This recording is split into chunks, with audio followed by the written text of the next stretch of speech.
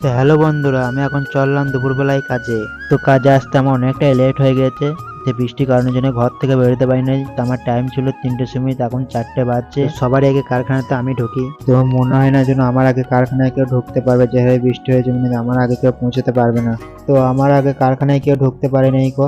তো এই কারখানায় আবার ঢুকলাম, ঢুকে আবার সন্ধ্যে 6:30টার সময় ছুটি হবে। তো সকাল 7টা থেকে 6:30 অবধি আমাদের ডিউটি। ডিউটি কারণের জন্য এখানে সেখানে তো ব্লগ তো করতে যেতে পারি না আমি। তো সপ্তাহে একদিন সোমবারে ছুটি থাকে, সেই দিনটাই যে এখানে সেখানে ব্লগ 2-3টে আমি শুট করে নিই। তো সেই জন্য ডেলি ভিডিও আপলোড দিতে পারি না কো। তার কারণ হলো সকাল 7টায় আসি, সন্ধ্যে 6:30টার সময় বাড়ি যাই, তার মাঝখানে 1 ঘন্টা রেস্ট পাই।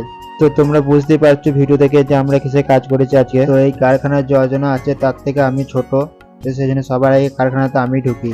তো হ্যালো বন্ধুরা, আজকে ভিডিওটা এখানে শেষ করলাম। ভিডিওটা যদি ভালো লাগে অবশ্যই একটা লাইক আর একটা সাবস্ক্রাইব করে দাও। প্রচুর পরিমাণে